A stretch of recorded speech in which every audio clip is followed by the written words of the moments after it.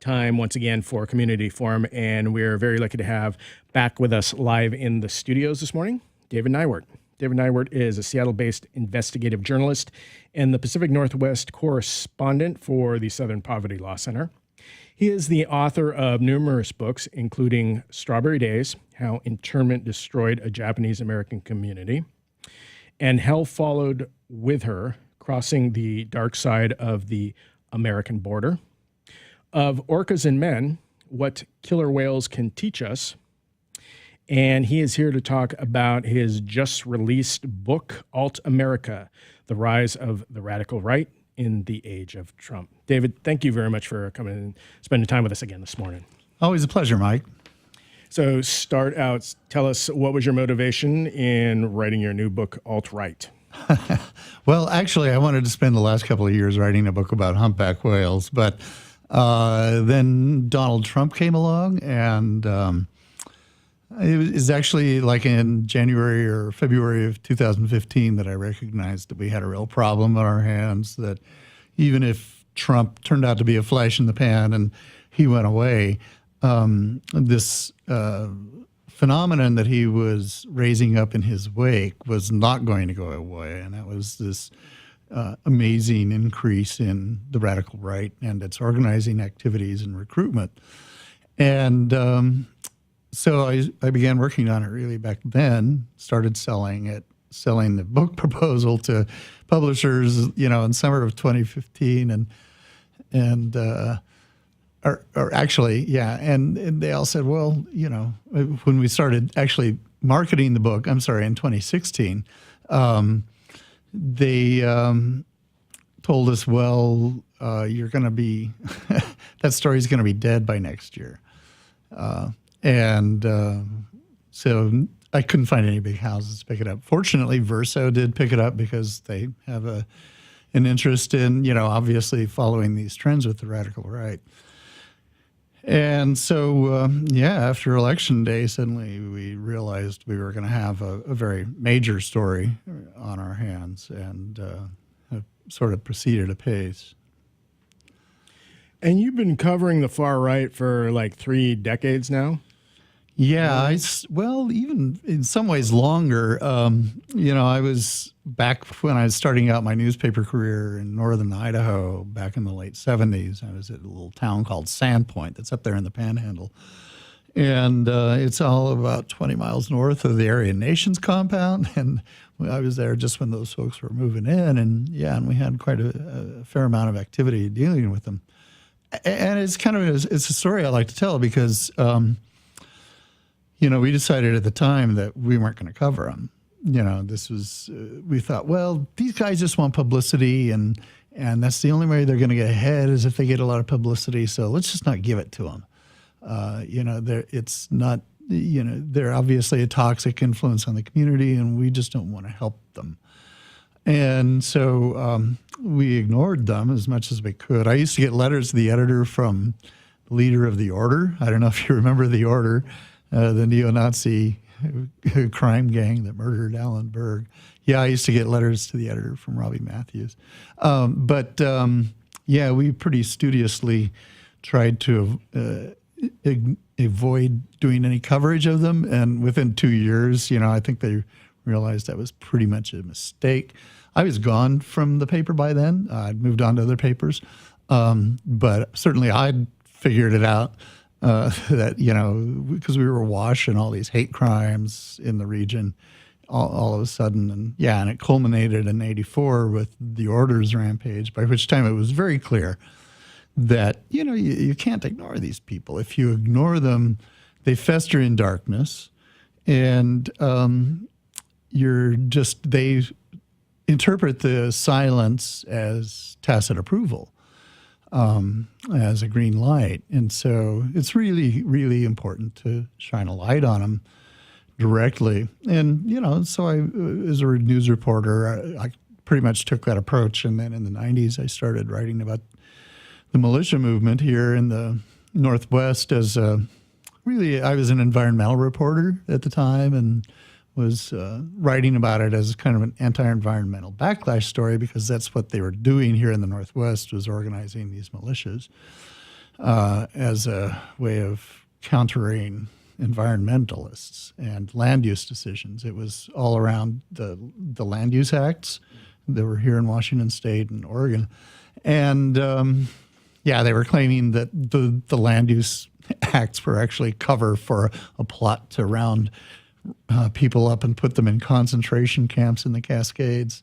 And that's when I started writing about the militias. And then after Oklahoma City, I was dubbed a militia expert because I was one of the only people who'd actually gone out and talked to these guys. And I wound up having a lot of that work over the years, a lot more of that work than I thought I would. I still do some environmental work, obviously. I like to write about killer whales when I can, because they're such a great story. But, I do my civic duty. It's working this beat is very similar to being the sewer maintenance guy. You have to call through the sewers a lot, but somebody's got to do it. So define what alt-right is. Well, the alt-right is really a pretty new phenomenon. It came up really, it started in about 2012 and really started gaining traction in about 2014.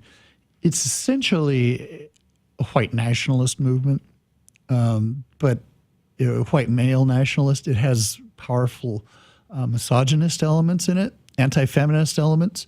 That was kind of part of its point of origin. It began life as primarily, almost 100%, an online phenomenon. People were meeting in chat rooms like 4chan and on Reddit and in these gaming forums and things like that. And it started out, in the whole Gamergate controversy that came up in about 2014, was primarily an anti-feminist thing where these gamers and the males, the misogynist males in sort of the gaming world, all organized to combat the evil feminists who were ruining their fun. But it became really this huge conduit for an opportunity for white nationalists to move in, because white nationalism is fundamentally misogynistic and very male-oriented. So it became very much an opportunity for some of these white nationalists to move in and start recruiting people out of that gaming world, because they all had very much a very similar worldview, and it was very easy to turn someone from anti-feminism into white nationalism as well. So recruiting them for pre-existing groups, new groups? Yeah. There were a lot of the new white nationalism really grew out of the white nationalism that popped up in the 90s. Jared Taylor and his American Renaissance, and VDARE, the Peter Brimlow operation that's online, that's purely white nationalist. And these outfits are all designated hate groups by the SPLC.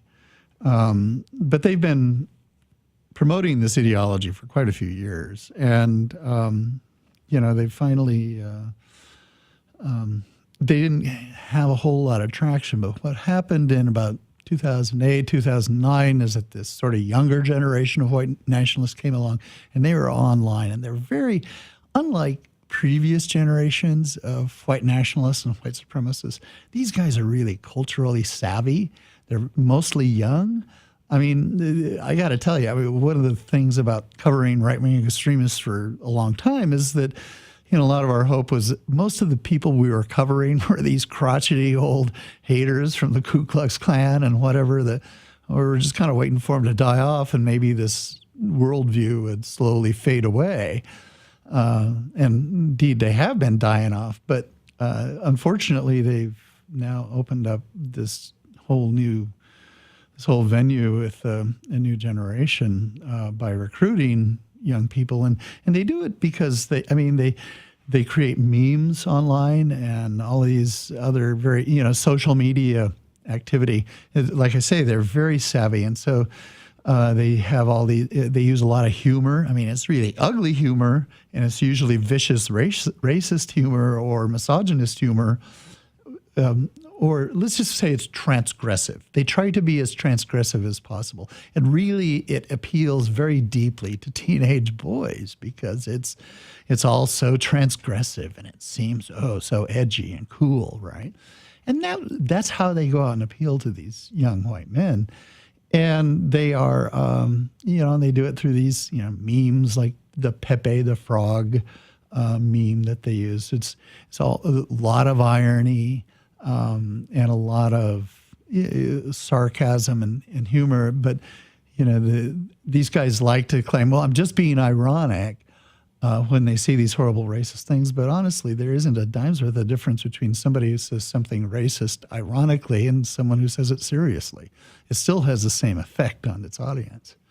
So anyway, so that's how they work. And they're very concerning because, like I say, it's opened up whole new vistas for white supremacism that did not exist before. And do these young people, do they have solid economic means, good education, things like that? Or Yeah. Most of the time they're from the suburbs. These are not low education, low income people. These are kids who have rich parents at home in the suburbs. In fact, it's typically very suburban sort of following for them. When we see right-wing extremism taking root in rural areas, it's always it's a different segment, and that's the patriot militia movement, which has also been surging for the last 8-9 years. A very distinct and different movement. They're both part of the radical right. They're both part of this larger tide, but they don't see eye to eye, the alt-right and the patriot right. They have very kind of different worldviews. They just realize they're all Trump supporters, and they certainly all believe in the same conspiracy theories, the Alex Jones, InfoWars nonsense that is very much part of their world. They share that. They just have the patriots aren't as nakedly racist and don't enjoy the transgressive behavior as much as the alt-righters do. And the term alt-right, wasn't that their own labeling? Yeah, it was. It's short for alternative right, which was Richard Spencer, the white nationalist organizer, one of the real gurus of the alt-right, came up with the name. He called his magazine Alternative Right, and they shortened it to alt-right. And it is their own labeling. So is Patriot Movement, for that matter. You just kind of have to eventually concede their names for themselves and recognize that it's this way of marketing their ideas, but it's also, if you turn that name toxic enough, it doesn't matter. If people start to see the alt-right as equal to Nazi, then I don't think it's a problem that we call them alt-right. And frankly, it is equal to Nazi, but they are different. And that's my problem with, a lot of people say, well, why don't we just call them Nazis? And the reason is that, well, Nazis are actually distinctively different than these guys. They have a different set of traits. They believe different things and they advocate different things. And, these guys are white supremacists. They're not Nazi-esque in every regard. They certainly don't all worship Hitler. And which is one of the marks of a Nazi, right? And a lot of people say, well, we should just call them Nazis or something. And I'm like, well, yeah, that's got makes an emotional sense. But in terms of actually dealing with this, we need to understand them. We need to understand how they work and why they work and how they're different in order to be able to properly deal with them, because they're very agile, they're very smart, and they're not your grandfather's clan, let's put it that way. All right. And then why not just call them just white supremacists and not alt-right? Well, we could. You could call them. I mean, I try to do that whenever I can. But again, white supremacists it actually doesn't capture everything that the alt-right is all about, including the misogyny and the nativism. So, and the Islamophobia. These are all really key components of what's the alt-right. So just calling them white supremacists doesn't encapsulate everything that they're about. And so I have no problem with calling them the alt-right. And I did coin this term alt-America, the one in the title, mostly as a way of expressing the larger radical right, including the patriot militia movement, including the traditional white supremacists and the Klan and all these folks who are still around, because they're all part of this very much larger phenomenon that it includes the alt-right, but is bigger than the alt-right. So do you have a sense of numbers for who's in the alt-right and or the patriot movement? Yeah, I guess. I mean, it's just this. I mean, this is just my same gut sense that I've tried to use since I've been covering this. I mean, in the 90s, I would have said maybe 8% of the population had succumbed to this worldview. The voting population, this patriot / militia, Alex Jones, conspiracist worldview. In the 90s, I would have said it was about 8%. And really, it stayed like that through most of the first decade of the 2000s, but it kept growing and growing through the whole 9/11 truther movement. And then once the Tea Party came along, it just became this huge conduit for all this conspiracism, all these bizarre right-wing belief systems to mainstream themselves.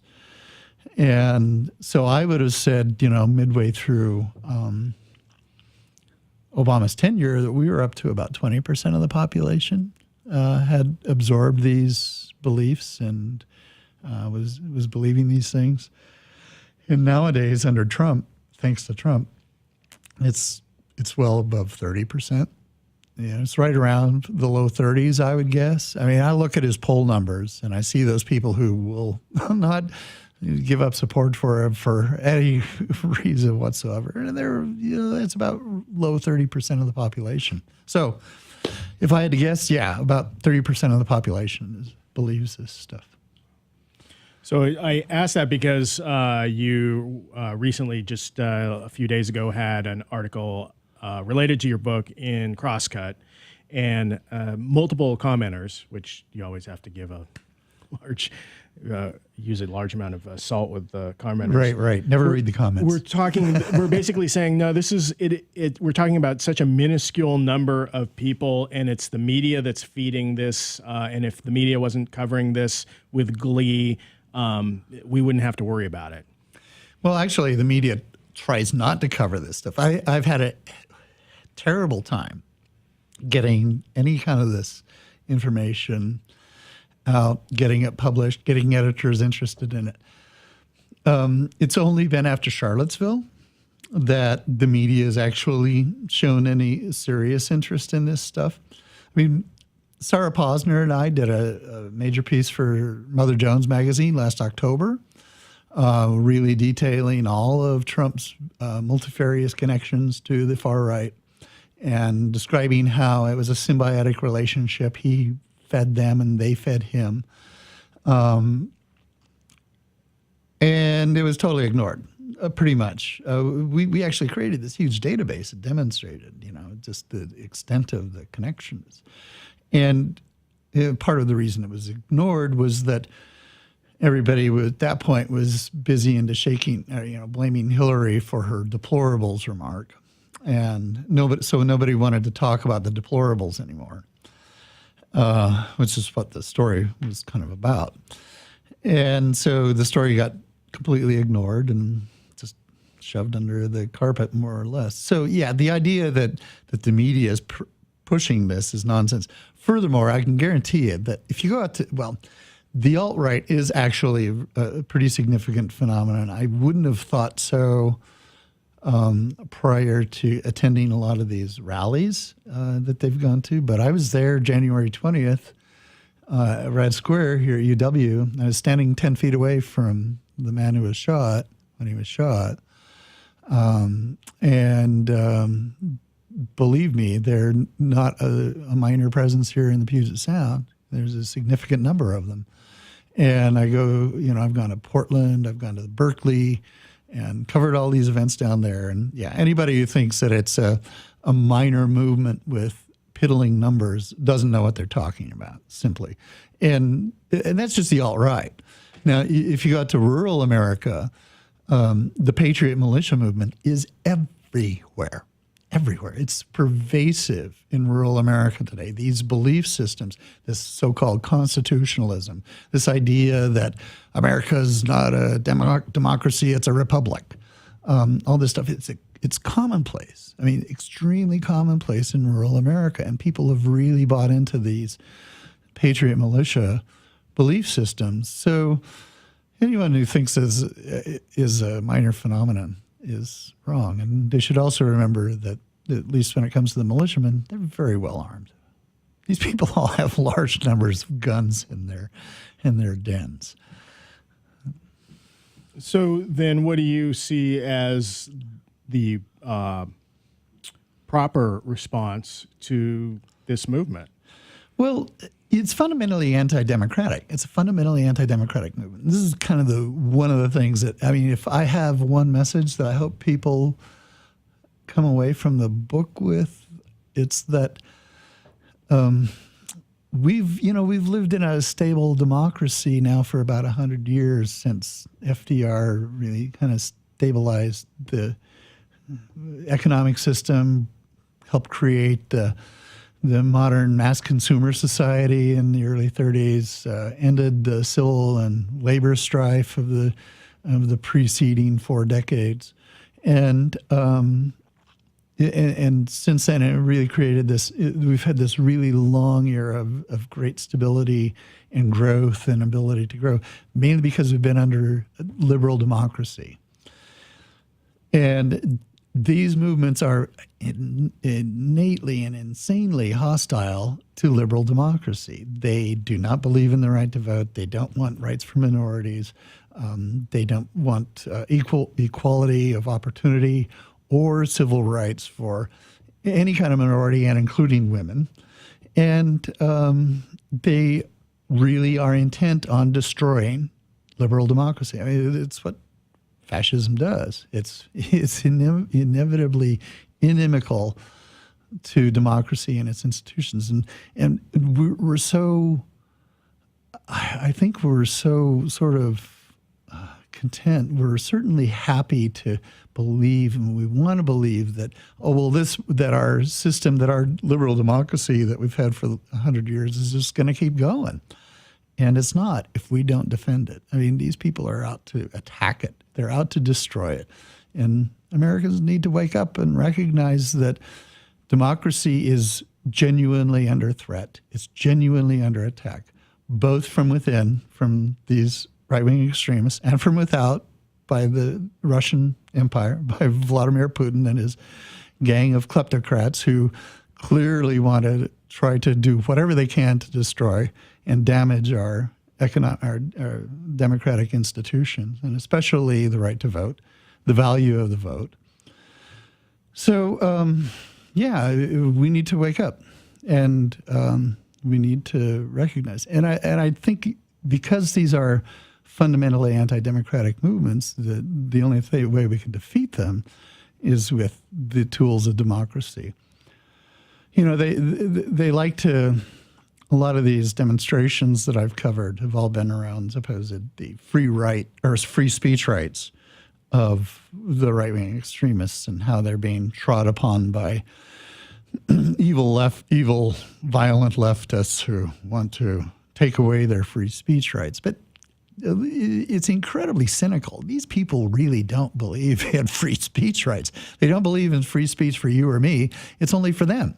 That's all they care about, is that they're able to say whatever they want. And their idea of free speech is speech without consequence. That is, that they don't have to put up with other people using their free speech rights to say, no, you don't, which is what's been going on at these protests. You know, most of these people are out there exercising their free speech rights to say no to to the right-wingers' free speech. And nobody really seems to want to acknowledge that you know, it's competing speech, folks. This is how democracy works, right? And, you know, I understand people talking about no platforming and that sort of thing, which is, you know, that's a subtle subject that we can get into another day. But the larger issue is that these guys, I can show you the strategic documents and stuff where they sit around and talk amongst each other about how they attack democracy. And one of the ways they want to attack democracy is using its own assets, using its own institutions to turn it against itself. So they use the issue of free speech, obviously one of the main institutions of a democratic society, as a means to destroy that democracy. Is very, very cynical, and way too many people who are falling for it. We need to, you know, understand that that's what they do. They use democracy's institutions to try to destroy it. My belief is that, yeah, you counter it, you defeat it with more democracy. You get as many people out there to vote. Because honestly, I go to these things and we outnumber them heavily. We have a lot more people on our side, a lot more people, but there's just too many people out there who are complacent, who don't feel that politics affects their personal lives, so they don't get involved in politics. They don't think voting makes any difference. And we need to change that. We need to get people out of their homes on election day and out there voting, as many as we possibly can, and use democracy to push these guys back into the corner where they belong. So just a couple minutes left. So do you think it's fair to categorize this current alt-right movement as kind of a tip of the spear for the Republican Party, the newer Republican Party, not the one that necessarily my parents were part of, but which was by today's standards would, you know, be in probably the middle of the Democratic Party? Yeah. Well, it's been eminently clear. I mean, the Republican Party is all too happy to ride this tide. You know, they don't have any compunction about having, well, they obviously are having second thoughts now about having Trump as their president. Some of them are. But really, all they care about is getting their big tax cut. So if Trump delivers on that, hey, they're good, you know. So yeah, they are the tip of the spear. And honestly, I think it's going to destroy the Republican Party eventually. Let's be clear. This is, you know, Trump isn't himself a fascist, but he has raised a movement that is fundamentally proto-fascist. And that's what we need to confront. All right. With that, we're pretty much out of time talking with David Neiwert, author of Alt America, The Rise of the Radical Right in the Age of Trump. Do you also have a website in addition to your new book that people can go to? Well, I've created a Facebook page under my author name, and I've loaded it up with videos and all kinds of things so that people can actually go and see this stuff that I write about in the book, because a lot of it is available on video. I mean, if you don't believe that people said and did these things, you just go look at the video. Yeah, and we have an event Tuesday night. Go ahead. Or it's a town hall, or it's actually not a town hall. Town hall is being remodeled. So we're holding it but the town hall folks are sponsoring it. It's going to be at University Lutheran on 50th Northwest there in the U District. And it'll be at 7:30 p.m. Tuesday night. We're also going to have a signing at my favorite local bookstore, Finney Books, on Wednesday night at 7. All right. Well, with that, we're out of time. I want to thank you very much for coming and spending time with us again. Always a pleasure, Mike.